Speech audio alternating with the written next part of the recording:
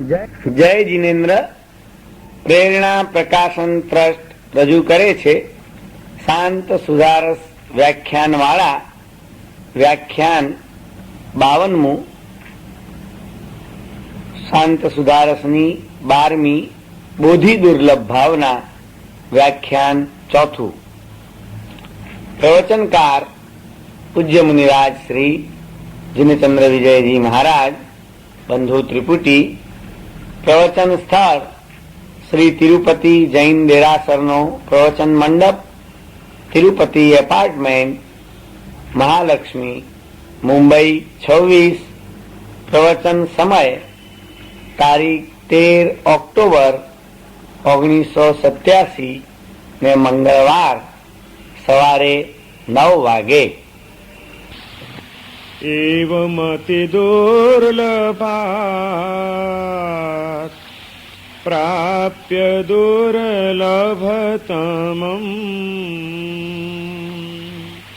બોધિરત્નમ સકલ ગુણ નિધાનમ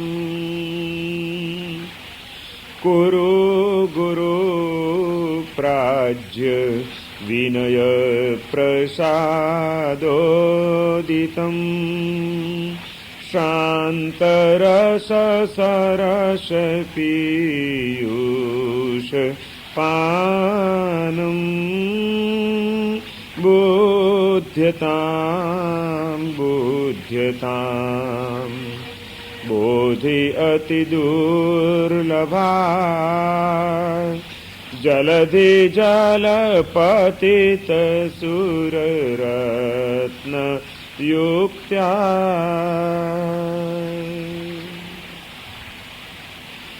પરમ જ્ઞાની મહોપાધ્યાય વિનય વિજયજી મહારાજ શાંત સુધારસ નામના ગ્રંથની અંદર આપણું ચિત્ત કેમ અશાંતિનો અનુભવ કરી રહ્યું છે એના કારણ તરીકે જળ જગત પ્રત્યેની આસક્તિ અને જીવ જગત પ્રત્યેની દુર્ભાવનાઓ આ બે નિદાન કરે છે. જ્યાં સુધી આ બે વૃત્તિઓમાં કોઈ પરિવર્તન ના આવે, જળ પદાર્થો પ્રત્યેની તીવ્ર આસક્તિઓમાંથી આપણું ચિત્ત મુક્ત ન બને અને જીવ સૃષ્ટિની પ્રત્યે આપણો અભિગમ સ્નેહપૂર્ણ અને સદભાવપૂર્ણ ન બને, ત્યાં સુધી આપણા ચિત્તની અંદર કંઈક ને કંઈક અશાંતિના વંટોળો ઉભા થયા જ કરવાના છે. આ બંને વૃત્તિઓમાં પરિવર્તન કરી નાખવું, પરિસ્થિતિઓ સંસારની અને જીવ જગતની જે રહેવાની છે તે જ રહેવાની છે, પરંતુ એ પરિસ્થિતિઓની વચ્ચે પણ મનોસ્થિતિનું પરિવર્તન કરી નાખતા જેને આવડે એ જ આત્મા સાચી શાંતિનો અનુભવ કરી શકે. આ મનોસ્થિતિનું પરિવર્તન કેવી રીતે થઈ શકે એ માટેનો માર્ગ છે તત્વદ્રષ્ટિઓથી હૃદયને ભાવિત કરવાનો. જો વ્યવસ્થિત રીતે એક એક વસ્તુનો વિચાર કરતા આપણે શીખી જઈએ અને એ તત્વભાવનાઓ આપણા હૃદયમાં સ્થિર થઈ જાય, આપણું વલણ એને અનુરૂપ કેળવાતું જાય, તો આપણા ચિત્તની અંદર અશાંતિઓ ઓછી થઈ જાય, આસક્તિઓ પણ ટળી જાય. જળ જગત પ્રત્યેની આસક્તિમાંથી ચિત્તને બચાવવા માટે એવી જુદી જુદી 12 ભાવનાઓ, અનિત્યાદિ 12 ભાવનાઓનો એક પહેલો તબક્કો અહીં આગળ વિનય વિજયજી મહારાજે આ ગ્રંથમાં બતાડ્યો છે. અને એમાં 12મી બોધિ દુર્લભ ભાવનાનું ચિંતન આપણે ચાલી રહ્યું છે. આ સંસારની અંદર જે કંઈ પણ વસ્તુઓ પ્રાપ્ત કરવા માટે જીવ પ્રયત્ન કરે છે, સમગ્ર જીવન દરમિયાન એના પ્રયત્નો કોઈક વસ્તુને મેળવવા માટે છે ને કોઈક વસ્તુથી છુટકારો પામવા માટેના પ્રયત્નો છે. આ બે સિવાય ત્રીજી કોઈ વાત આપણા જીવનમાં જોવા નહીં મળે. જે કંઈ પણ મન, વચન કે કાયાની આપણે પ્રવૃત્તિઓ કરીએ છીએ, એ પ્રવૃત્તિઓની પાછળનું આપણું દ્રષ્ટિબિંદુ શું? કંઈક આપણે એવું ઈચ્છીએ છીએ, આપણને કંઈક મનગમતું છે, એ આપણે કંઈક મેળવી લેવું છે, અને કંઈક અણગમતું આપણા જીવનમાં આવી પડ્યું છે, એનાથી આપણે છુટકારો મેળવવો છે, એમાંથી મુક્ત થવું છે. અણગમતું ટળી જાય અને મનગમતું મળી જાય, આ એક જ ભાવના આપણા સૌના હૃદયની અંદર કામ કરી રહી છે. અને એ મનગમતા અનેક પદાર્થોને પ્રાપ્ત કરવા માટે જીવ સતત પ્રયત્નો કરતો જ રહે છે, કરતો જ રહે છે, કરતો જ રહે છે. અને એમાંથી એ કેટલુંક મેળવે પણ છે. કેટલુંક એ નથી પણ મેળવી શકતો, કેટલુંક એ સહેલાઈથી મેળવી જાય છે, કેટલુંક મેળવવામાં એને ખૂબ મુશ્કેલી પડે છે, એ મેળવવું એને માટે દુર્લભ બની જાય છે. આવું બધું આપણા જીવનમાં ચાલ્યા કરે છે. પરંતુ આ બધું જ મેળવવામાં આપણને કંઈક સુલભ લાગે છે, કંઈક દુર્લભ લાગે છે. જ્ઞાની પુરુષોની દ્રષ્ટિએ સમગ્ર આ સંસારની અંદર અત્યંત દુર્લભ વસ્તુ કઈ મેળવવી, એનો વિચાર આ 12મી ભાવનાની અંદર આપણી સમક્ષ અહીંયા આગળ રજૂ થયો છે કે ભાઈ બીજું બધું જ મળવું સહેલું છે આ સંસારની અંદર. તમે જે સ્થૂલ પદાર્થો, પાત્રો, પરિસ્થિતિઓ આ બધું ઊભું કરવા માટે, મેળવવા માટે, ટકાવવા માટે જે કંઈ ગળમથલો કરી રહ્યા છો, પ્રયત્નો કરી રહ્યા છો, એ બધું સહેલું છે.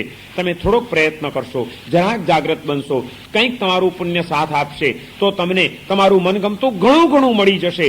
એ બધું મળવું કંઈ બહુ મોટી દુર્લભ વસ્તુ નથી. આ સંસારની કોઈ પણ વસ્તુ અતિ દુર્લભ નથી. અતિ દુર્લભ જો કંઈ હોય તો તે એક જ વસ્તુ છે, અને એ આ સમગ્ર સંસારની અંદર આત્મ તત્વની પ્રાપ્તિ થવી.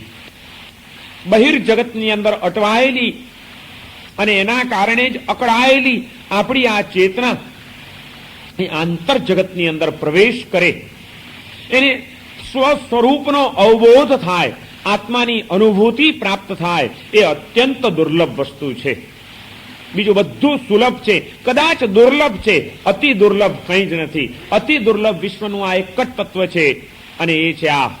એ જો પ્રાપ્ત થઈ જાય તો અટવાયેલી અને અકળાયેલી આપણી ચેતના એ શાંત બની જાય, પવિત્ર બની જાય અને પ્રસન્નતાનો સ્પર્શ પામી જાય. આ પ્રાપ્ત કરવા માટે આંતર જગતની અંદર પ્રવેશ કરવો પડે છે, આત્મતત્વની અનુભૂતિ સુધી પહોંચવું પડે છે. એ અનુભૂતિ સુધી પહોંચી કેવી રીતે શકાય? એ અતિ દુર્લભ વસ્તુ પ્રાપ્ત કરવા માટે પણ પહેલાની કેટલીક બીજી દુર્લભ વસ્તુઓ મેળવવી પડે છે. આત્મ સ્વરૂપનો બોધ સૌને માટે શક્ય નથી આ સંસારની અંદર. એને માટેની આ પ્રારંભિક જે દુર્લભ વસ્તુઓ છે એ પણ દુર્લભ છે, બધાને નથી મળતી. અને એ એક એક વસ્તુનો આપણને ખ્યાલ અહીંયા આગળ વિનય વિજયજી મહારાજે આપ્યો કે સૂક્ષ્મ નિગોદની અંદર અનંતકાળથી પડેલો આપણો આ જીવાત્મા એ અવ્યવહાર રાશિમાંથી વ્યવહાર રાશિમાં આવે. સૂક્ષ્મ નિગોદ જ્યાં એક સૂક્ષ્મ પ્રદેશની ઉપર પણ અનંત જીવો એક સાથે રહે છે, અને અનંતકાળ માત્ર મૂર્છિત અવસ્થાની અંદર જ જ્યાં આગળ આપણી ચેતનાએ પસાર કર્યા છે, એવી એ સૂક્ષ્મ નિગોદમાંથી નીકળીને બાદર નિગોદમાં, ત્યાંથી એક સ્થાવર નિકાયમાં એટલે કે એકેન્દ્રિય જીવનની અંદર પૃથ્વી, પાણી, વાયુ, વનસ્પતિ વગેરે અવસ્થાઓમાં પણ જન્મ, જીવન અને મરણની ઘટમાળને ચલાવતો ચલાવતો આ જીવાત્મા કંઈક અકામ કર્મની નિર્જરા થવાના કારણે પછી વિકલેન્દ્રિયમાં આવે છે. બેઇન્દ્રિય, તેઇન્દ્રિય, ચૌરેન્દ્રિય આ બધી ગતિઓની અંદર પણ એની પરિક્રમા ચાલતા ચાલતા એ આગળ વધે છે. એમ કરતા કરતા પંચેન્દ્રિયપણા પર આવે છે. પણ પંચેન્દ્રિયપણામાં પણ પર્યાપ્ત પંચેન્દ્રિય, પર્યાપ્ત પંચેન્દ્રિયમાં સંઘની પર્યાપ્ત પંચેન્દ્રિય, સંઘની પર્યાપ્ત પંચેન્દ્રિયમાં પણ વળી પાછું મનુષ્ય ભાવ, સંઘની પર્યાપ્ત પંચેન્દ્રિય મનુષ્ય ગતિમાં પણ પાછું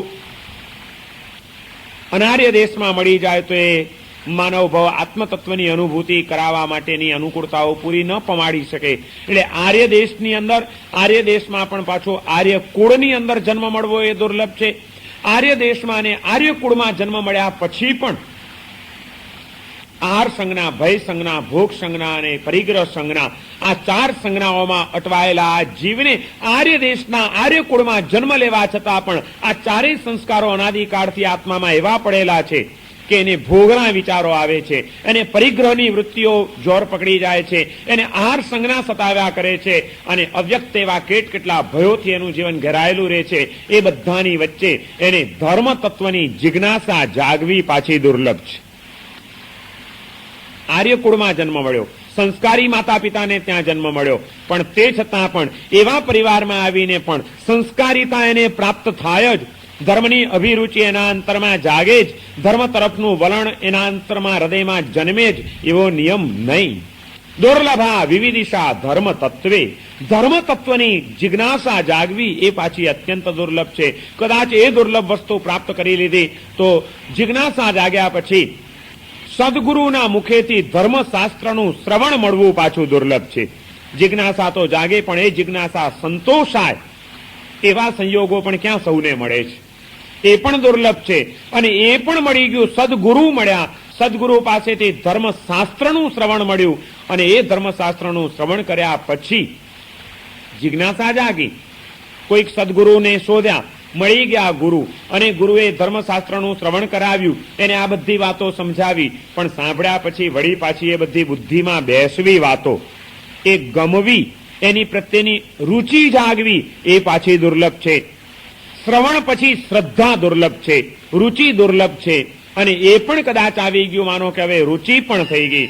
ભાઈ સાચી વાત છે, આ જ્ઞાની પુરુષોએ જે કીધું છે બિલકુલ સત્ય છે, હકીકત આવું જ છે, પામવા જેવું તો આ જ છે. આપણે તો ક્યાંક અટવાઈ ગયા છીએ, આ ખરેખર ખોટો માર્ગ પકડ્યો છે, ક્યારે આ માર્ગે જઈ શકાય, આવી અભિરુચિ પણ જન્મી ગઈ, જે અતિ દુર્લભ છે. પણ એ પણ કદાચ આવી જાય તો હવે આત્મ સ્વરૂપનો બોધ શક્ય છે ખરો? ના, હજી પણ દુર્લભ છે. ગઈકાલે અહીં સુધીનો આપણે વિચાર કરી ગયા.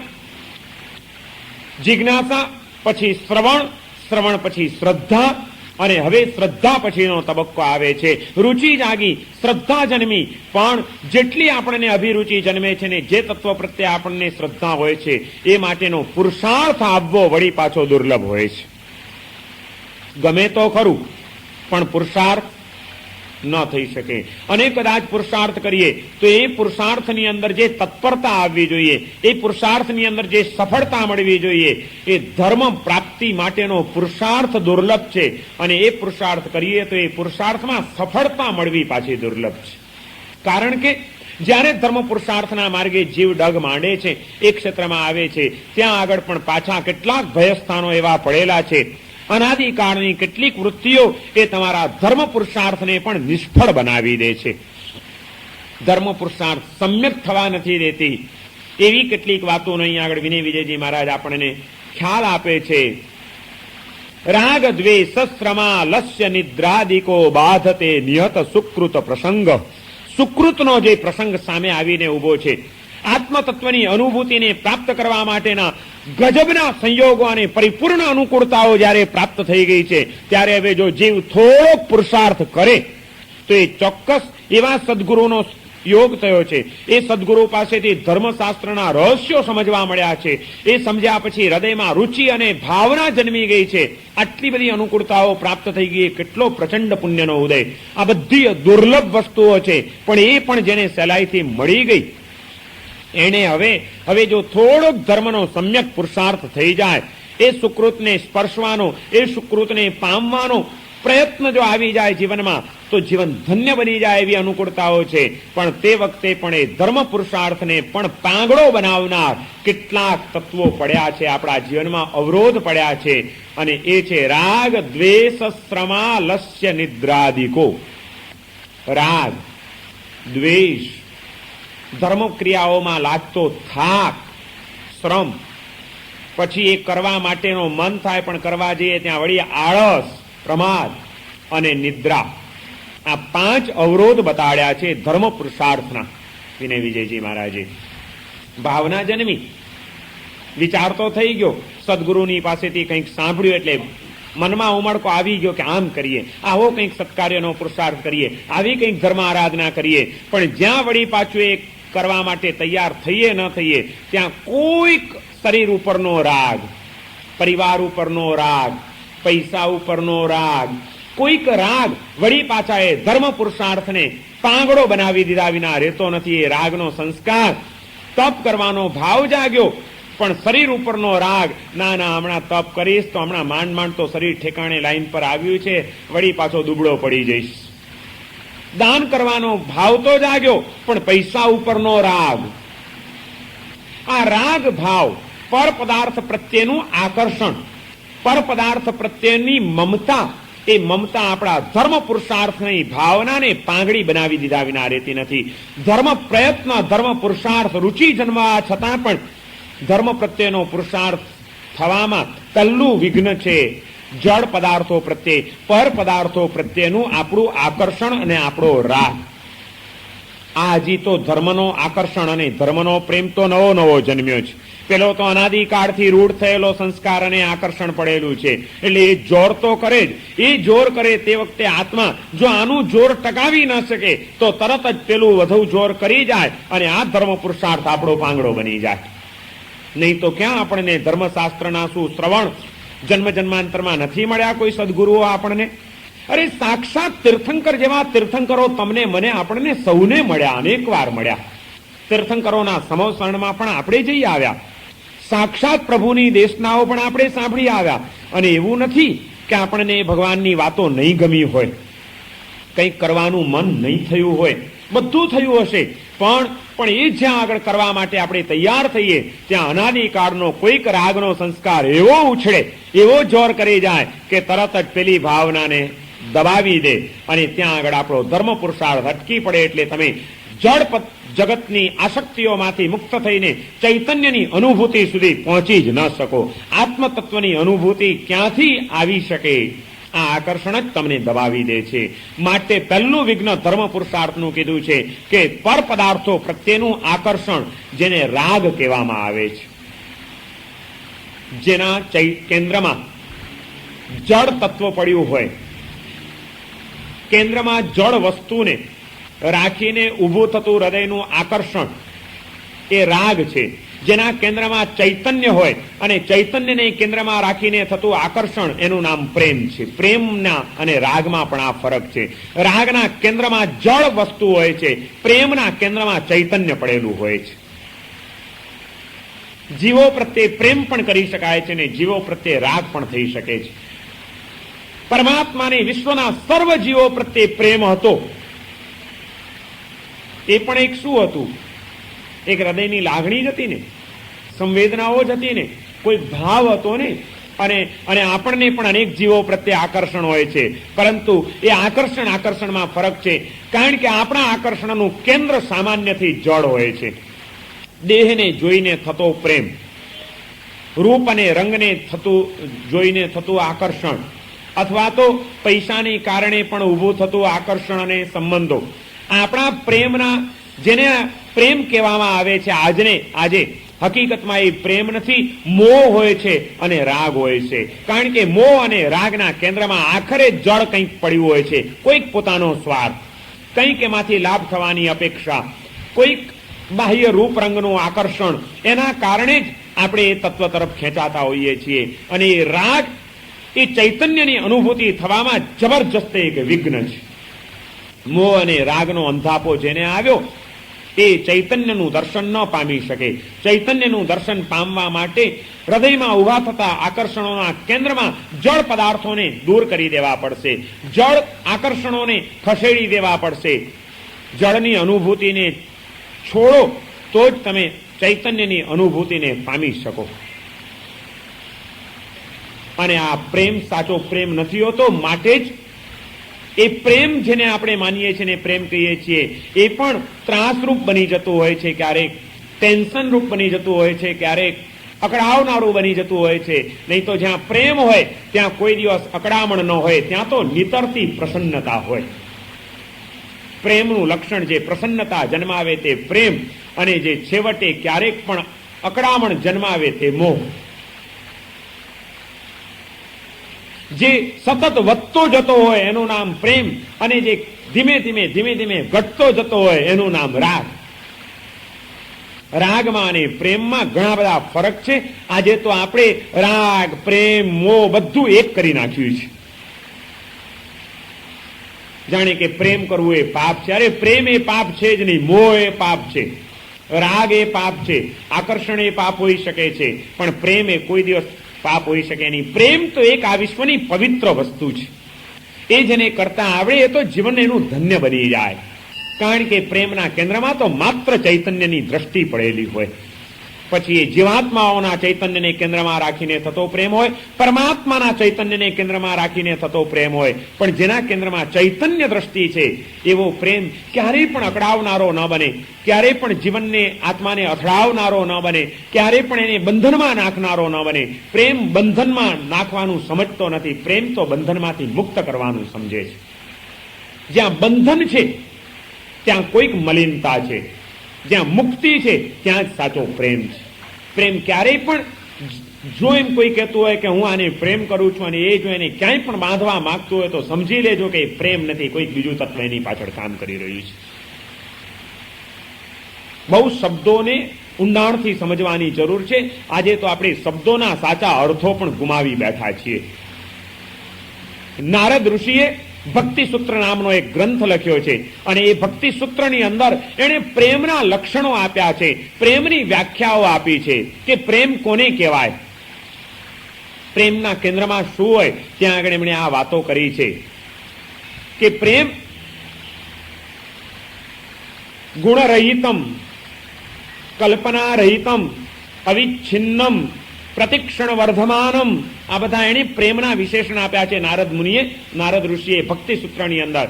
પહેલું જ કીધું કે ગુણરહિતમ કામનારહિતમ, જેમાં કોઈ પણ વસ્તુની કામના ન હોય, અપેક્ષા ન હોય. અપેક્ષા વિના તમે જો કોઈકની તરફ ખેંચાઈ શકો છો, એને ચાહી શકો છો, એના જીવન વિકાસમાં નિમિત્ત બની શકો છો, તો એ તમારો પ્રેમ છે.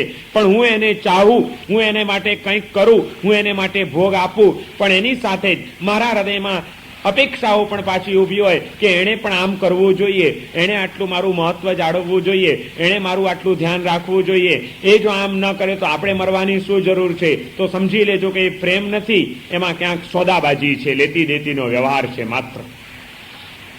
પ્રેમ એ ગુણરહિતમ કામનારહિતમ, એ ગુણરહિત હોય, નિષ્કારણ એક આકર્ષણ હોય, ગુણરહિત. આ તો ગુણ, એનામાં રૂપનો ગુણ છે, એનામાં યૌવનનો ગુણ છે, એનામાં આકર્ષણનો ગુણ છે, એનામાં પૈસાનો ગુણ છે.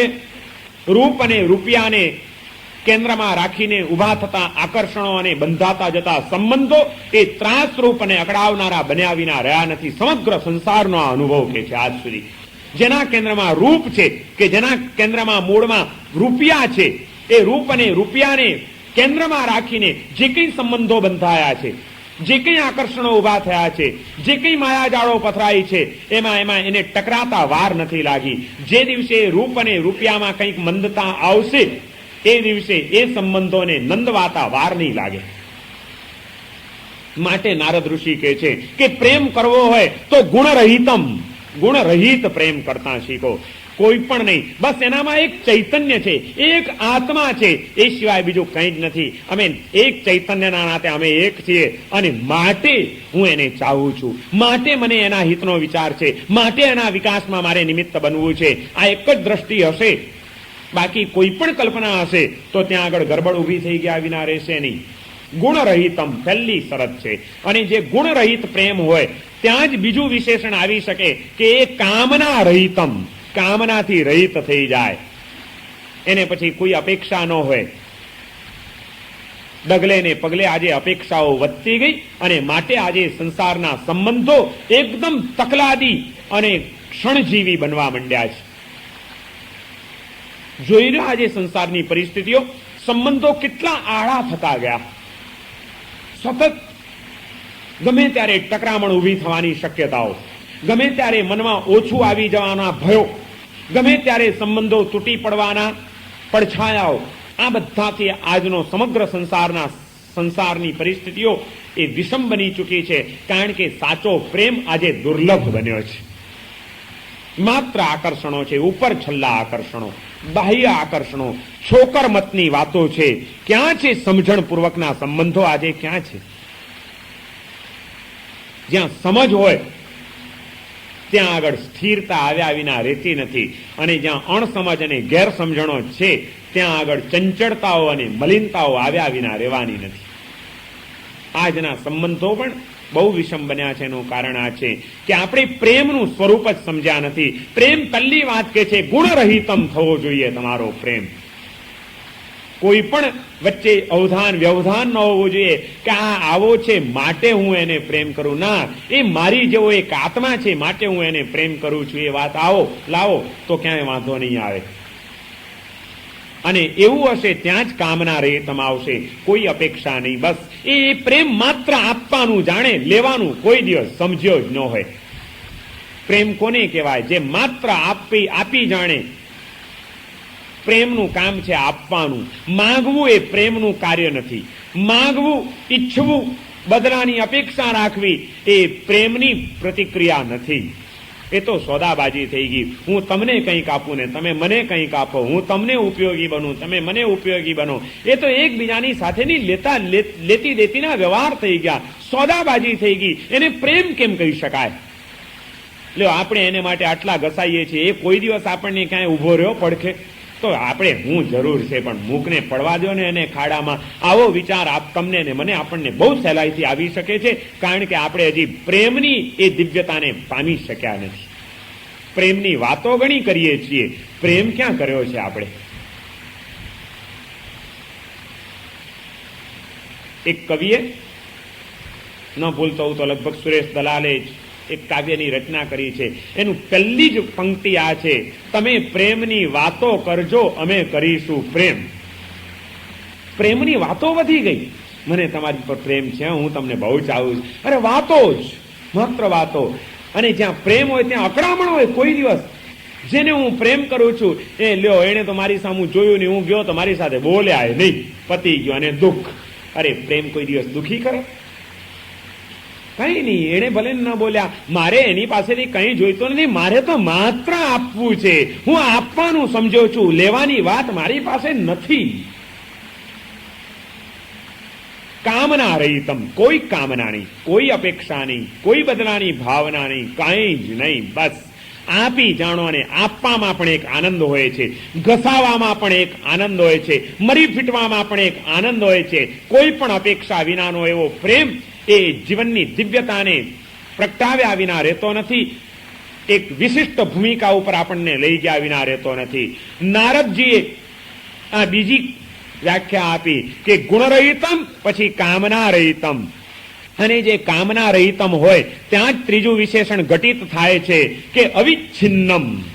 એ પ્રેમ અવિચ્છિન્ન હોય, પછી એ તૂટે નહીં. એકવાર બંધાયો એ બંધાયો, એ અવિચ્છિન્નપણે ચાલ્યા જ કરે. એમાં કોઈ પણ વસ્તુ, કોઈ પણ ઘટના, કોઈ પણ વ્યવહાર એને તોડી ન શકે. એ જે જોડાયો એ જોડાયો. પછી આનંદગંજી મહારાજ જેને ભાગે સાદી અનંત કહે છે અને નારદ મુનિ જેને અવિચ્છિન્ન કહે છે, એ પ્રેમની પરાકાષ્ઠા ત્યાં આગળ આવ્યા વિના રહેતી નથી કે એની આદિ કરવી પડે. ભાગે સાદી અનંત, પણ પછી અનંત હોય, એનો અંત ન હોય, એનો છેવાડો ન હોય. એ તો છેવટે એ જ્યોતમાં જ્યોત મળી જઈને એક ઐક્ય સધાઈ જાય ત્યાં સુધીનો એ સદાનો સંગાત હોય. બાકી એમાં કોઈ વ્યવધાન ન હોઈ શકે. એનું નામ એ દિવ્ય પ્રેમ છે. ક્યાં છે આપણને પ્રેમ? અવિચ્છિન્ન છે પ્રેમ.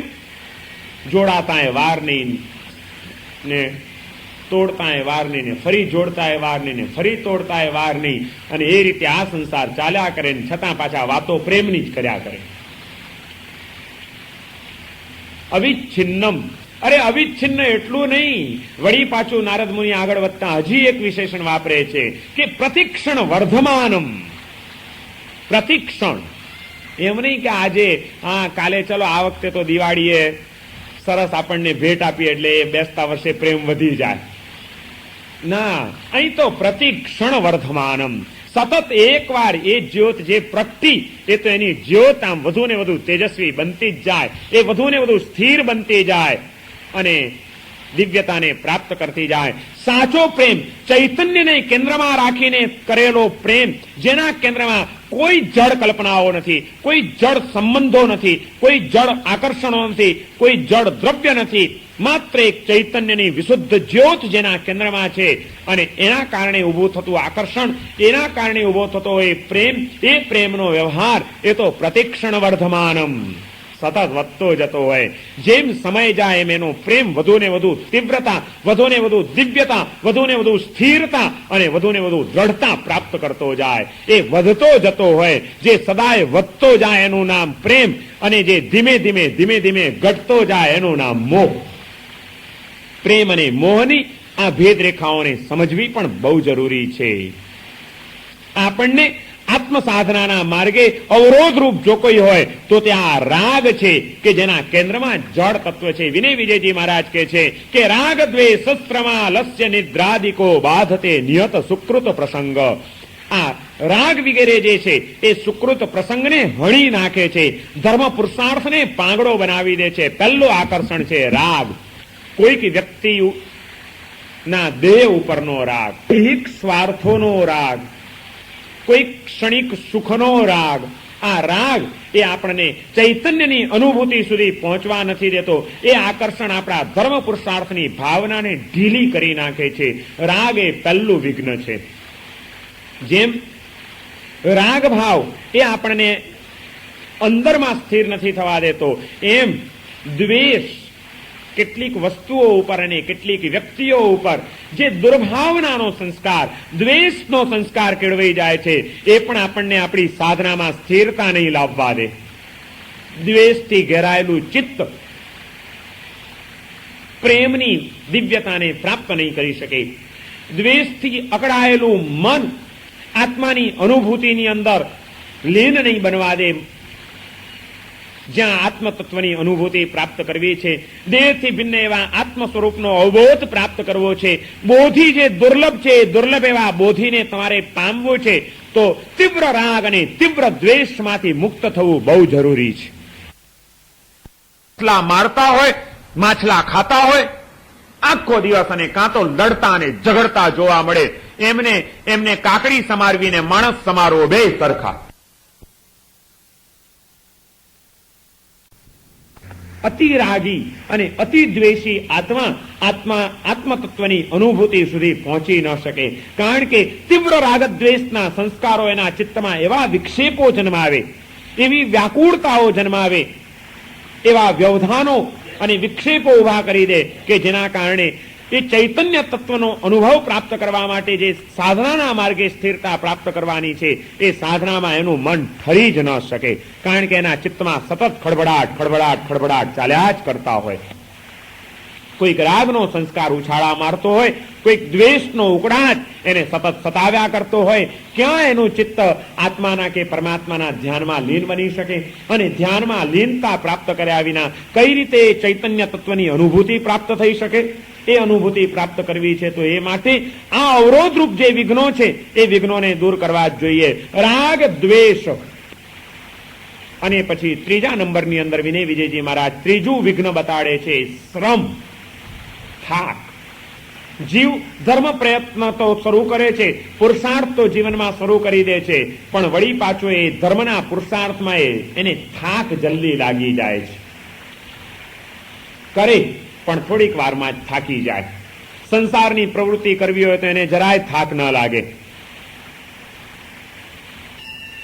પોતાના મનગમતા કોઈક સુખો ભોગવવા માટે એને ગમે એટલો શારીરિક શ્રમ કરવો પડે તોય છતાં પણ એને શ્રમ નથી લાગતો, એમાં એ થાકતો નથી.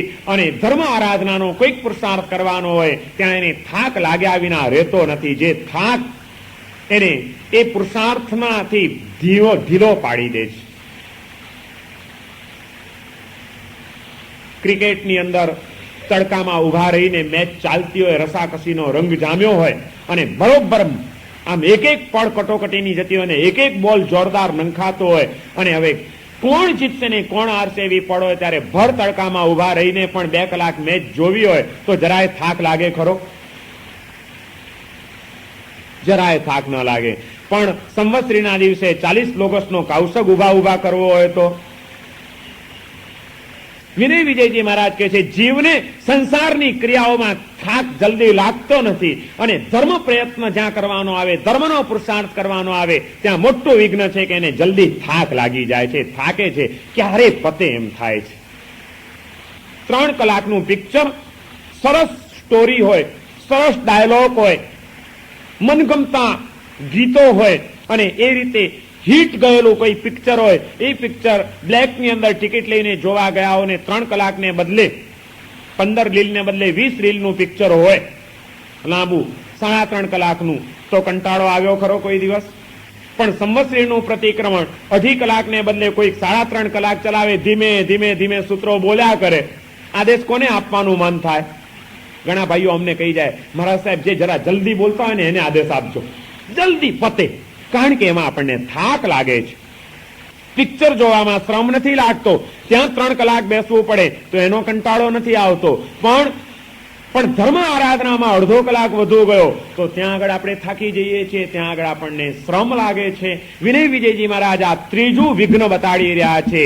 આત્મતત્વની અનુભૂતિના માર્ગે આગળ વધવા માટે જીવને આ એક અનાદિકાળનું વિઘ્ન છે કે જ્યાં આગળ એ માટેનો પુરુષાર્થ કરવાનો આવે ત્યાં એ જલ્દી થાકી જાય છે અને થાક રોકી દે. રાગ દ્વેષ શ્રમાલસ્ય નિદ્રાદિકો, અરે એ તો કરે પછી એને થાક લાગે, પણ આ ધર્મ પ્રાપ્તિનો પુરુષાર્થ કરવાનું મન થયા પછી પણ રુચિ તો થઈ, પણ કરવાનો વિચાર કરે, એમાં એ કરે પછી થાક લાગે એમ નહીં, કરતા પહેલા જ આળસ આવી જાય. વિચાર કરે કે ચાલો આજે જવું છે, વળી પાછા નીકળતા ને કાંઈ નહીં, હવે આજે નહીં કાલે જઈશ, વળી આળસ. તરત જ પ્રમાદ ત્યાં આગળ સતાવી ગયા વિના રહેતો નથી. આજ જરા મજા નથી, કાંઈ નહીં, હવે જોઈશું, કાલે અનુકૂળતા હશે તો. આળસ ડગલે ને પગલે આળસ સતાવ્યા વિના રહેતી નથી. બધી અનુકૂળતા હોય પણ અંદરનો પ્રમાદ એ જીવને આ સાધનાનો પુરુષાર્થ કરવા જ નથી દેતો. સાધનાનો પુરુષાર્થ કરવાનો આવે એ માટેની તક મળે, વિચાર કરીએ એટલે અનાદિકાળનો પેલો પ્રમાદ જે છે એ જરાક સડવડાટ કરે અને વળી પાછા એ વિચારને ઢીલો પાડી નાખે. સંસાર માટેનો પુરુષાર્થ કરવો હોય તો ત્યાં આગળ બધી આળસ આપણે ખંખેરીને ઉભા થઈ જઈએ છીએ. આત્માને પામવા માટેનો પુરુષાર્થ કરવો છે ત્યાં સતત કાલ ઉપર ઠેલ્યા વિના કાલે કરશું, મારા સાહેબ તો હમણાં છે ને કાલે સાંભળશું વ્યાખ્યાન, પછી હવે હજી તો કામ ચાલુ જ છે ને ગમે ત્યારે આપણે લાભ લઈશું, આજે જરા કામ એવું જરૂરી આવી ગયું છે, હવે આજે તો રેવા દઈએ, હવે કાંઈ નહીં. તરત ડગલે ને પગલે પ્રમાદ આપણા મનને તરત જ ઉશ્કેરી મૂકે છે અને આપણું મન એમાં કંઈક ને કંઈક સમાધાન શોધી લેતું હોય છે અને મળેલી તકને ગુમાવ્યા જ કરતું હોય છે. આરાધનાની અનેક તકો આપણા જીવનમાં આંગણે આવીને ઊભી રહે છે, પણ આંગણે આવીને ઊભી રહેલી એ તકોને આપણે આંગણામાંથી પાછી વાળી છે. આજ સુધી જીવનમાં કેટલાય અવસરો એવા મળ્યા હશે કે જે વખતે એને વધાવી લીધી હોય તો કામ થઈ જાય એવું હોય, પણ એ વધાવવાને બદલે આપણે એને જતી જ કરી છે અને એમાં કારણ હોય તો માત્ર આપણો થોડો પ્રમાદ, કોઈક સુખશીલતા, એ સિવાય બીજું કંઈ જ ન મળે. સતત કાલ ઉપર ઠેલવાની જ વાતો. હકીકતમાં તો વિનય વિજયજી મહારાજ અને આપણા એ જ્ઞાની પુરુષો કે છે કે ભાઈ બહુ દુર્લભ છે, સ્થિર આયુષ્ય મળવું એ દુર્લભ છે. કાસારે સ્ફુટિતે જલે પ્રચલિતે પાલી કથમ બધ્યતે, એમણે શરૂઆતમાં જ કીધું કે તળાવ ફાટ્યું પછી તું પાડ બાંધવા જઈશ તો એનો કોઈ અર્થ નથી. આયુષ્ય ક્ષણભંગુર છે, વૃદ્ધત્વ ગમે ત્યારે ઘેરી વળે એવું છે, શરીરની ઇન્દ્રિયો ગમે ત્યારે અશક્ત બની શકે એમ છે, રોગોનો ભરડો ગમે ત્યારે લાગી શકે એમ છે. એવી જ જયારે પરિસ્થિતિ તારા માથે ડોકાઈ રહી છે તે વખતે ક્ષણનો પણ પ્રમાદ ન કરીશ. જ્યારે તક મળી ત્યારે તરત જ વધાવી લે. કાલ ઉપર વાયદાનો વેપાર કોઈ દિવસ કરીશ નહીં. કાલ કરે સો આજ કર અને આજ કરે સો અબ. અવસર વીત્યો જાત હૈ ફિર કરેગો કબ. આ અવસર તો ઝપાટા બંધ ચાલ્યો જશે. મનુષ્ય તરીકેનું જીવન કેટલા દુર્ભેદ્ય કિલ્લાઓને વટાવીને છેક મનુષ્ય ગતિ સુધી તું પહોંચી ગયો છે અને એ મનુષ્ય ગતિમાં પણ સ્થિર આયુષ્ય, આર્ય દેશ, આર્ય કુળ, ધર્મની જિજ્ઞાસા, ધર્મનું શ્રવણ સદગુરુ પાસેથી એ માટેની રુચિ, આટલે બધે પહોંચી ગયા પછી હવે થોડાક માટે જોજે ક્યાંક તું બધું ગુમાવી ન બેસે. માટે આજ કરે સો અબ. અવસર વીત્યો જાતે. આ અવસર તો હમણાં ચાલ્યું જશે, જીવનકાલે પૂરું થઈ જશે અને વળી પાછો એકેન્દ્રિય, બેઇન્દ્રિય, તેઇન્દ્રિય, ચૌરેન્દ્રિય ક્યાં ઠોકાઈ જશે આ આત્મા અને કેવા કેવા ચક્કરો વળી પાછા એના શરૂ થઈ જશે એની કંઈ ખબર નથી. ફિર કરેગો કબ. પછી તું આત્માની અનુભૂતિની સાધના ક્યારે કરીશ? એ અવસર ક્યારે પાછો પામીશ? એ આપણી જ્ઞાની પુરુષોની પ્રેરણા છે. પણ એની સામે પ્રમાદથી ઘેરાયેલું ગમે તેવામાં પણ મનના સમાધાનો શોધી કાઢતું આપણું ચિત્ત, અવળચંડું આપણું મન એ ગમે તેમ કરીને એમાંથી છટકબારી શોધી જ લે છે. એને તો કીધું એ તો ઠીક છે, હજી આપણને ક્યાં વાંધો છે, આપણું શરીર તો હજી સશક્ત છે, કાંઈ વાંધો. પેલા કે છે કે કાલ કરેશો આજ કરને આજ કરેશો અબ. તમારા મારા જેવા પ્રમાદીઓ કે આજ કરેશો કલ કરને કલ કરેશો પરસો. જલ્દી જલ્દી ક્યા કરે, અભી તો જીના હે બરસો. આ આજ કરીએ, હવે કાલ કરશું, હજી તો ઘણા વર્ષ છે ને, આપણે ક્યાં હજી ગરડા થઈ ગયા છીએ ભાઈ, અત્યારે કઈ થોડા મરી જવાનું છે, આપણે કરશું ને પછી બધું એ જ કરવું છે ને, હમણાં તો જરાક આ તો કરી લઈએ. પેલું પ્રમાદનો સંસ્કાર, સંસારના પદાર્થો પ્રત્યેનો રાગ, દ્વેષ, શ્રમ અને આળસ, પ્રમાદ, આ બધા એવા વિઘ્નો છે કે ક્યાંક ને ક્યાંક તમને એવા ફસાવી દે કે તમને આત્મતત્વની અનુભૂતિ સુધી પહોંચવા ના દે. એ ક્યાંક વચ્ચે એવું લાકડું નાખી દે કે તમારી ગાડી આગળ વધે જ નહીં, કારણ કે તમે એના સકંજામાંથી છટકી જાઓ, એને પોસાય એવું નથી. મોહરાજ અને ધર્મરાજનું યુદ્ધ અનાદિ કાળથી ચાલ્યા કરે છે, અને એમાં જયારે જીવ મોહરાજના સકંજામાંથી બહાર નીકળતો જાય અને ધર્મરાજની છાવણી તરફ આગળ વધતો જાય, ત્યારે મોહરાજને તો એ પોસાય તો નહીં જ. એ વિચાર કરે કે ગમે તેમ કરીને આને પાછો ઉતુતુની રમતમાં ટાંટીઓ ખેંચીને લઈ આવું, અને એ આપણને ખેંચી જાય. એમાં અનેક એના બધા માધ્યમો છે. ક્યાંક આળસ આવે, ક્યાંક થાક લાગે, ક્યાંક કોઈક રાગ સતાવી જાય, ક્યાંક કોઈક દ્વેષ સતાવી જાય, કોઈક ને કોઈક સંસ્કાર એ જીવને રવાડે ચડાવી જાય. માટે જ અવળો કોઈ સંસ્કાર આ જીવનની અંદર આપણા આત્મામાં ક્યાંય ન પડી જાય એ માટે બહુ સાવધાન રહેવાની વાતો અને પ્રેરણાઓ આપણા જ્ઞાની પુરુષોએ કરી છે. જો યાદ રાખજો, ભૂલે ચૂકે પણ એક અવળો સંસ્કાર અહીંયા આગળ આત્માની અંદર પડી ગયો તો એ સંસ્કાર ક્યારેક અનુકૂળ તકો વખતે પણ આત્મામાં એવો જાગી જશે જે તમારી એ અદભુત તકોને પણ નિષ્ફળ બનાવી દેશે. ગૌતમ સ્વામી મહારાજથી પ્રતિબોધ પામ્યો ખેડૂત. ગૌતમ સ્વામીએ એને દીક્ષા આપી, તમે તો મારા ભગવાન છો ને, તમે તો મારા ગુરુ છો. ઓવારી ગયો ગૌતમ સ્વામીની ઉપર એ ખેડૂત. પણ તે વખતે ગૌતમ સ્વામી કહે છે કે અલા ગાંડા, મારી ઉપર શું ઓવારે છે, તું મારા ગુરુને જોઈશ ને તો ગાંડો થઈ જઈશ. મારા ગુરુ તો કેવા છે પ્રભુ, એમ કરીને ભગવાનની એને વાવા કરી. ત્યારે આને એમ થઈ ગયું કે મારા ગુરુ આવા તો એના ગુરુ કેવા હશે, ઓહો શું આના કરતા એ ચડિયા હતા. તો કે અલ્યા ચાલ તો ખરો, તને મારા ગુરુના દર્શન કરાવું, તું જોજે, ધન્ય બની જઈશ તું. અને એ ખેડૂતને, નવ દીક્ષિત ખેડૂતને લઈને ગૌતમ સ્વામી વિહાર કરીને આવે છે, અને ભગવાનનું સમોસણ મંડાયેલું છે. દૂર દૂર ભગવાનની દેશના ચાલે છે, ને જ્યાં સમોસણની બાજુમાં આવ્યા અને ગૌતમ સ્વામીએ કીધું કે જો આ મારા ગુરુ, અને ભગવાનને જોયા. ઇતિહાસ એમ કે છે કે ભગવાનને જોઈને પૂર્વજન્મની અંદર એક એ આત્માની સાથે દ્વેષનો સંસ્કાર નાખેલો હતો. પ્રભુને જોઈને સામાન્યથી વૈરીઓના વેર સમી જાય, પણ આ જીવની અયોગ્યતા એટલી બધી પ્રબળ હતી કે એ જ પ્રભુને જોઈને એને અણગમો જાગી ગયો કે આ તમારા ગુરુ, તમે જેના વખાણ કરતા હતા એ આ, અને આ ગુરુ હોય ને આની સાથે રહેવું, મારે નથી રહેવું, લ્યો આ તમારો ઓગો, હું તો ચાલ્યો પાછો. ગૌતમ સ્વામીને ઓગો પાછો આપીને એ ખેડૂત મુઠ્ઠીઓ વાળીને પાછો ભાગી ગયો, ઘરે જઈને બેસી ગયો. ગૌતમ સ્વામીથી પ્રતિબોધ પામ્યો ને ભગવાનને જોઈને ભાગી ગયો. આત્મતત્વની અનુભૂતિ માટેની છેલ્લી તક મળી હતી, સાક્ષાત તીર્થંકરનો ભેટો. પણ જીવ પ્રત્યે નાખેલો દ્વેષનો સંસ્કાર, પૂર્વજન્મની અંદર અજાણપણે પણ નાખેલો એ સંસ્કાર, આ દ્વેષના સંસ્કારે આ સાધના માર્ગની અંદર મોટું વિઘ્ન ઉભું કરી દીધું કે ભગવાનને જોઈને જ ભાગી ગયો. માટે વિનય વિજયજી મહારાજ કહે છે કે જોજો, આ બહુ મૂલ્યવાન જીવન છે. આ જીવનની અંદર કોઈ પણ આત્માની પ્રત્યે ક્યાંય કોઈ દ્વેષનો સંસ્કાર ન પડી જાય એ સાવધાની રાખજો.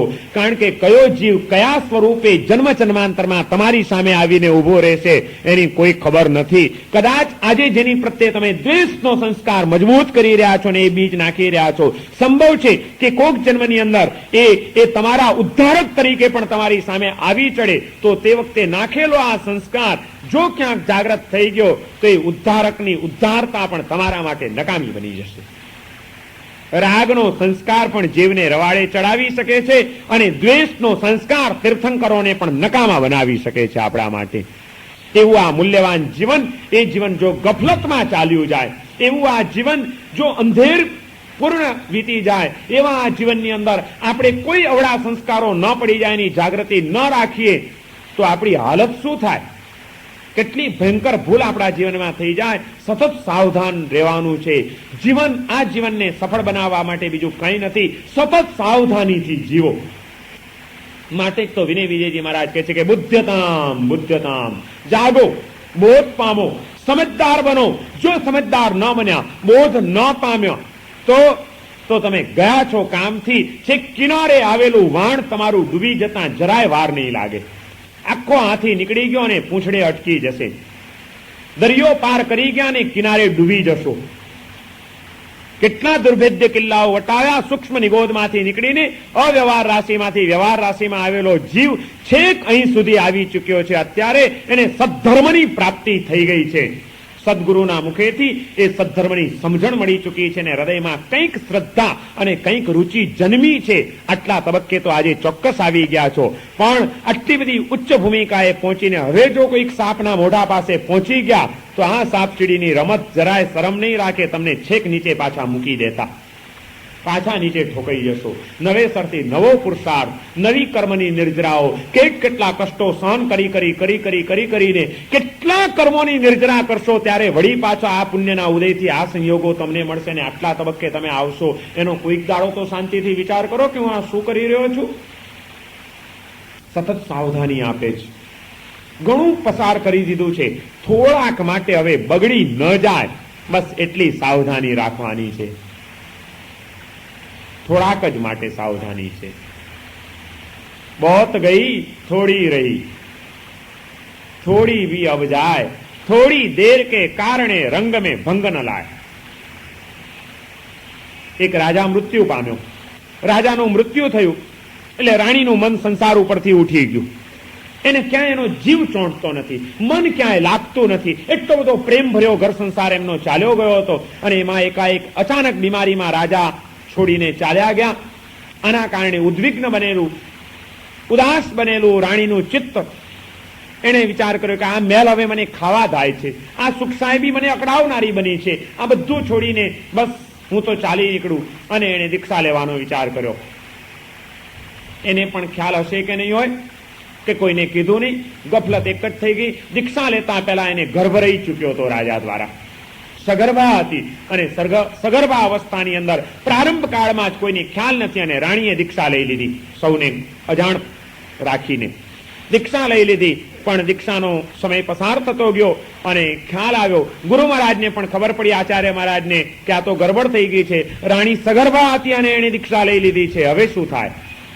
સમજદાર પ્રબુદ્ધ શ્રાવકોને વાત કરવામાં આવી અને યોગ્ય સમયે રાણીની પ્રસૂતિ કરાવવામાં આવી. સાધ્વીને એક બાળકનો જન્મ થયો. સાધ્વી અવસ્થાની અંદર બાળકનો જન્મ થયો. એ બાળક આચાર્ય મહારાજે સારી શ્રાવિકાઓને સુપ્રત કરી દીધો કે આને તમે ઉછેરો, આને સંભાળજો, આને મોટો કરો. અને એ રીતે આ સાધ્વીનું જીવન જીવે છે અને શ્રાવિકાઓના હાથની નીચે પેલું બાળક ઉછરી રહ્યું છે. અને યોગ્ય વય થઈ 8 વર્ષની ઉંમર થઈ ગઈ. શાસ્ત્રીય મર્યાદા આવી ગઈ એટલે 8 વર્ષની ઉંમરે એ બાળકને આચાર્ય મહારાજે દીક્ષા આપી. શુલ્લક મુનિ એનું નામ પાડવામાં આવ્યું, શુલ્લક કુમાર.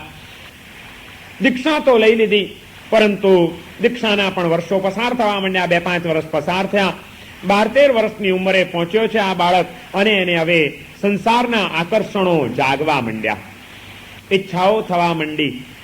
એને આ સાધુ જીવન ફાવતું નથી. આ ક્રિયાઓ, આ કષ્ટમય જીવન એને અનુકૂળ આવતું નથી. એ તો કહે છે મારે ઘરે જવું છે, મારે ઘરે જવું છે. બાળક હતું નાનું, એની માની પાસે જાય છે. માં, મારે ઘરે જવું છે, મારાથી આ દીક્ષા નહીં પડાય. માને વિચાર થયો કે મેં તો દીક્ષા લઈ લીધી, મારું બાળક એને દીક્ષા લઈને દીક્ષા છોડે, શું કરવું? ત્યારે એ માં એના માતૃ વાત્સલ્યનો ઉપયોગ કરીને કહે છે કે બેટા, મારી ખાતર તું કઈ વિચાર નહીં કરે, મારે શું જવાબ દેવો સૌને? હું કયું મોઢું બતાડું મારા સાથેના સાધ્વીજીઓને? ભલે તારું મન ન માનતું હોય કે માનતું હોય, હું બીજું કંઈ કહેવા નથી ઈચ્છતી. એક કામ કર, ગમે તે થઈ જાય, મારી ખાતર તું 12 વર્ષ ટકી જા. પછી તારું સ્થિર ન થાય ચિત્ત, તારું મન ન ચોંટે તો હું તને કંઈ નહીં કહું, પણ મારી ખાતર તું 12 વર્ષ રહી જા, વધુ નહીં. દાક્ષિણ્ય હતું, સંસ્કાર હતા. ભલે માના હૃદયને આઘાત ન પહોંચે, મન માને છે કે નથી માનતું એ જુદી વાત છે, પણ ગમે તેમ તો એ મારી માં છે અને માને ઘા ન લાગે, એ દુખી ન થાય એટલા ખાતર મન મારીને જેમ તેમ કરીને, કોઈ આનંદ નહોતો, કોઈ ઉત્સાહ નહોતો, કોઈ અભિરુચિ નહોતી, મનને મારીને પ્રાણે સાધુ જીવન જીવી રહ્યો છે ને 12 વર્ષ એને પસાર કર્યા. 12 વર્ષ તો પહેલાના હતા ને 12 વર્ષ બીજા થઈ ગયા. 24-25 વર્ષની ઉંમર થઈ ગઈ. હવે તો ફૂલ જુવાની ખીલી છે. સંસારના આકર્ષણો વધી રહ્યા છે અંતરની અંદર. 12 વર્ષ પૂરા થયા એટલે માની પાસે જાય છે કે માં, તારું વચન મેં રાખ્યું, માન્યું, તારા કહેવાથી 12 વર્ષ રહ્યો, પણ હજી મારું ચિત્ત જરાય ક્યાંય ચોંટતું નથી. માં હવે આગ્રહ કરીશ નહીં, મહેરબાની કરીને મને રજા આપી દે. આ સંસારમાં મારાથી રહેવાય એવું નથી. માં કહે છે કે બેટા, વચનથી બંધાયેલી છું, હું તને કંઈ કહી ન શકું, પણ તને ખબર છે ને હું સ્વતંત્ર નથી. મારા પણ ગુરુણી છે. એ ગુરુણીજીની આજ્ઞા તારે લેવી જોઈએ. મારાથી કંઈ તને રજા અપાય નહીં. ગુરુણી કે તો હું તને વચ્ચે નહીં આવું, માટે જા. મારા જે ગુરુણી છે એમની રજા લઈ લે, અને એ રજા આપે તો ખુશીથી તારે જવું હોય તો જા. ગુરુણી પાસે ગયો, ત્યાં આગળ રજૂઆત કરી. ગુરુણી કહે છે કે તારી માના કહેવાથી તું 12 વર્ષ રહ્યો, તો અમે તો એના ગુરુ છીએ ને, અમારો કોઈ અધિકાર નહીં. તારી માની આટલી વાત માને તો અમારી ન માને. એમની ખાતર રહ્યો તો હવે મારી ખાતર 12 વર્ષ રહી જા, વધુ હું પછી તને કઈ નહીં કહું. બહુ આગ્રહ કર્યો ને એ રીતે વાત કરી કે પેલો દાક્ષિણ્યથી શરમનો માર્યો, મન નથી માનતું, પણ કેમ ના પાડવી? મારા માની ગુરુ છે, એને ના કેમ પાડું? દાક્ષિણ્યથી ભલે ત્યારે કહીને વળી 12 વર્ષ રોકાઈ જાય છે. 12 વર્ષ કાઢ્યા, પસાર કર્યા, અને છેવટે એ 12 વર્ષ પણ પૂરા થયા. હજી એનું ચિત્ત ક્યાંય સ્થિર થયું નથી. પાછો આવે છે ગુરુણીની પાસે. હવે મને રજા આપો. તમારા કેવા ખાતર આટલી પણ ધીરજ ધરી, કોઈ રીતે મન મારું ચોંટે આ માર્ગની અંદર એ માટેનો પ્રયત્ન કર્યો, પણ મારા કોઈ કર્મો મને સતાવી રહ્યા છે. મારું મન આ સાધુ જીવનમાં ચોંટતું નથી. હવે મને રોકશો નહીં, મને રજા આપી દો. ગુરુણી કહે છે, જો ભાઈ, તારી માએ તને કઈ રજા ના આપી શકે ને અમે ના આપી શકીએ. આખરે તો અમારા માથે પણ અમારા આચાર્ય મહારાજ છે. અમે તો બધા એમના અંડરમાં કહેવાઈએ. તને પણ દીક્ષા તો આખરે એમણે આપીને. ભલે તારી માં હોય અને તારી માની ગુરુણી હું હોઉં, પણ આપણા સૌના નાયક કોણ? એ આચાર્ય મહારાજ જો રજા આપે તો અમે વચ્ચે હવે નહીં આવીએ. તું એમની રજા લઈ આવ, અને એ તને હા પાડે તો ભલે. અણી ચૂક્યો 100 વર્ષ જીવે. ક્યાંક ને ક્યાંક ભલે આચાર્ય મહારાજની પાસે ગયો. આચાર્ય મહારાજ કહે છે, શું વાત કરે છે? તારું મન નથી અને તે છતાં તે આટલા વર્ષો કાઢ્યા. 12 વર્ષ તારી માની ખાતર કાઢ્યા, 12 વર્ષ તે ગૃહિણીની ખાતર કાઢ્યા, અને એ બધાની ખાતર કાઢે તો તને ઓઘો તો અમે આપ્યો છે, તો અમારો કોઈ અધિકાર નહીં, અમારી કોઈ વાત માને નહીં. 12 વર્ષ હવે મારી ખાતર રહી જા, પછી તારું મન ન માને તો હું નહીં કહું તને, જા. અને ત્રીજો તબક્કો શરૂ થયો. વળી 12 વર્ષ આચાર્યની ઈચ્છા ખાતર, આચાર્યના સંતોષ ખાતર, અને એમ કરતા કરતા 12-13 પહેલા હતા જ, એ પછી 12-12 3 તબક્કા, 48-50 વર્ષની ઉંમર પહોંચી, પણ તોય ચિત્ત ચોંટ્યું નહીં. અને છેવટે કે છે, હવે મને રજા આપો, હવે કોઈ મને રોકતા નહીં. છેવટે જોયું કે એની પરિણતિ જ નથી અને એનું મન માનતું જ નથી, તો કીધું, ભાઈ, જેવી તારી અનુકૂળતા, શું કરીએ? પરાણે કોઈને થોડું સાધુપણામાં રોકી રખાય છે, તું જાણે. તે વખતે વિદાય લે છે. આચાર્ય મહારાજને વંદન કરીને માના આશીર્વાદ લઈને જાય છે. માની આંખમાં આંસુ છે. દીક્ષા પહેલા કંઈક નિશાની કોઈક રાખી મૂકેલી એની માએ, અને એ નિશાની એને આપે છે કે આ નિશાની લઈને જજે તો તને અડધું રાજ્ય મળશે. લઈને દોડે છે. રાજ્યની ઈચ્છાથી બાજુના નગરની અંદર એનું રાજ્ય હતું, ત્યાં દોડતો દોડતો દોડતો વિહાર કરતો કરતો પગે ચાલીને જાય છે. સાંજ પડી ગઈ છે, રાત પડવા આવી છે, અને ત્યાં આગળ પહોંચે છે. ગામના બહાર જ ત્યાં એક ચોક હતો ગામની વચ્ચે, અને ગામના ચોકમાં કોઈ ભવૈયાઓ આવેલા હતા, નટ મંડળી એક આવેલી, અને સરસ કંઈક કાર્યક્રમ ચાલતો તો આખું નગર ઉમટ્યું હતું ત્યાં આગળ જોવા માટે. નગર ઉમટ્યું છે, સૌ જોવા માટે બેઠેલા છે. અને ત્યાં આગળ પહોંચે છે, અને એક છોકરી નાચી રહી છે. નાચતા નાચતા નૃત્યાંગના છે, સરસ નૃત્ય કરે છે, અને એની ઈચ્છા છે કે રાજા કંઈક મોટું ઇનામ આપશે આજે, પણ એમ કઈ ઇનામ થોડી જલ્દી મળી જાય. ઇનામ મળતા તો વાર લાગે છે. રાત જામતી જાય છે, નાનો પ્રોગ્રામ બરોબર વધુ ને વધુ જામતો જાય છે. એવો રંગ જામ્યો છે. એમ કરતા કરતા કરતા કરતા સવારના 4 વાગી ગયા, પરોઢ પડવા આવી. આખી રાત નાચી નાચી નાચી નાચીને પેલી છોકરી થાકી છે. હવે એ થાકી છે, અને એનો પગ આમ ધીમો પડે છે. હવે ત્યારે એનો જે સૂત્રધાર જે છે, જે આખું આયોજન કરે છે, એને જોયું કે આના પગના ઠપકામાં હવે ફેર પડ્યો છે, અને આના મોઢા ઉપર થાક લાગે છે. આખી રાતનો હવે કાર્યક્રમ પૂરો થવા આવ્યો છે, ને એન્ડ ટાઈમે જો આ બગાડી નાખશે તો બધું પાણી ફરી જશે. ઇનામ મેળવતી વખતે જો પ્રોગ્રામ ગયો તો ઇનામ જેવું મળવું જોઈએ એવું નહીં મળે.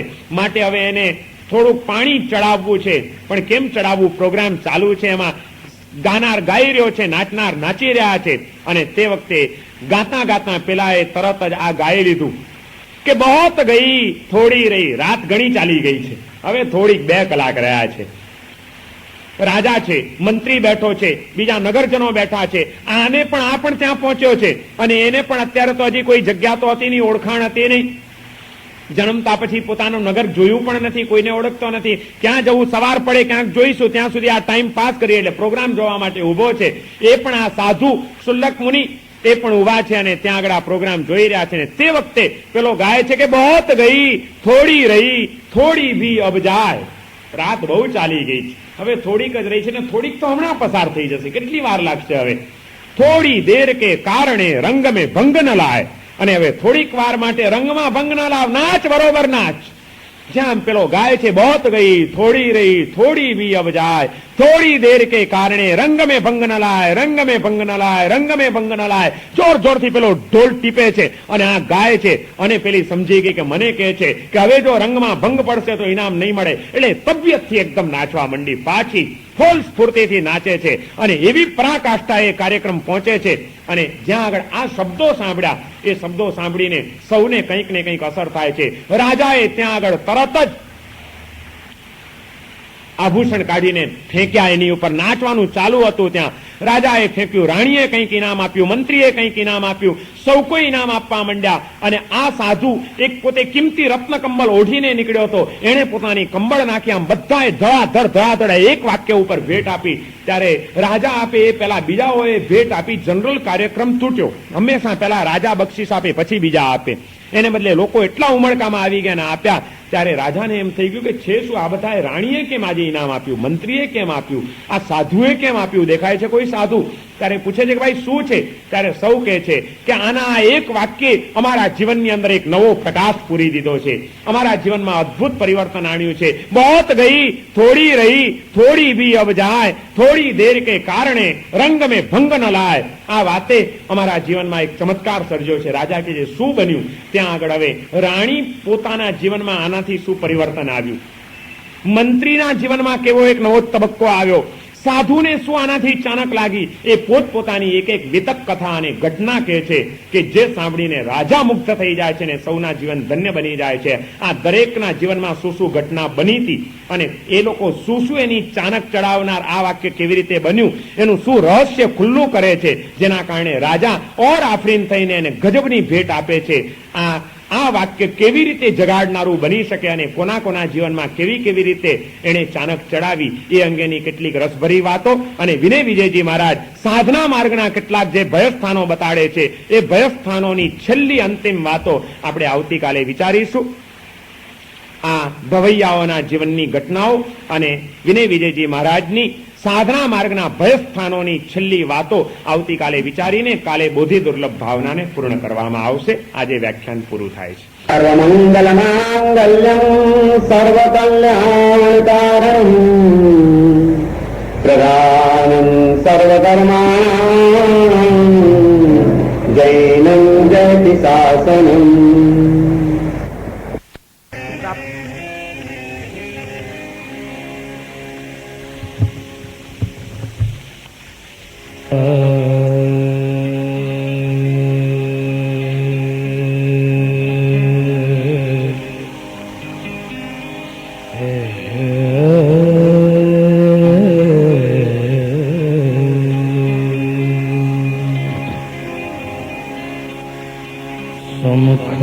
समुखयेकुदन्त कपिल गज कर्णक लंबोदर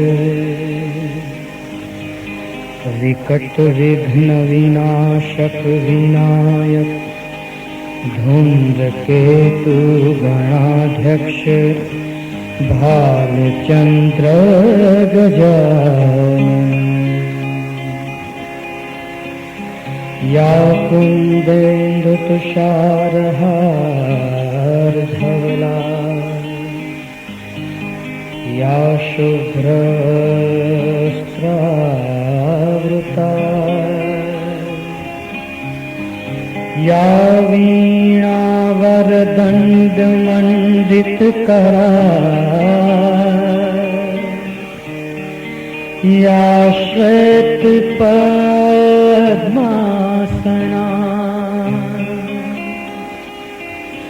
या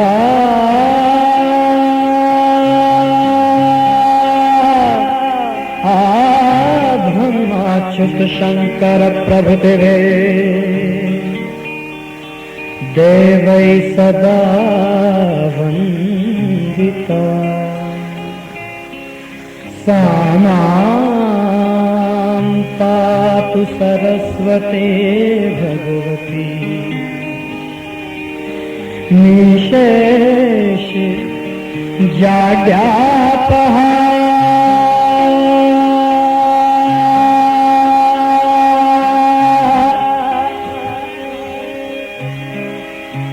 आंगिकं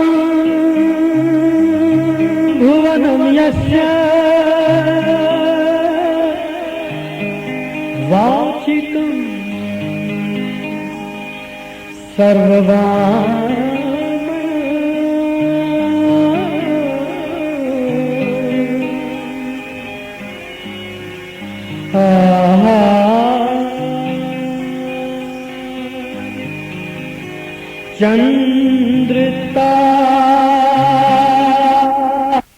चन्द्रतारादि तं नमः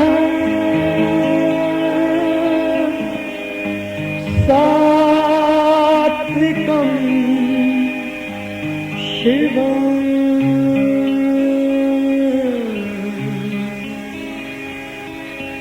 तं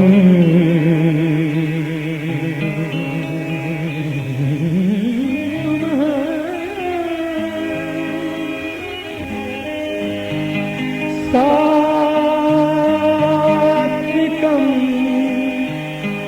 शिवम्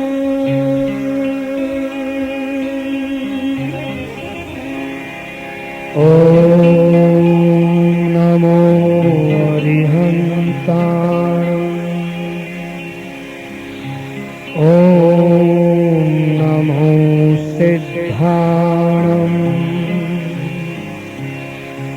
ॐ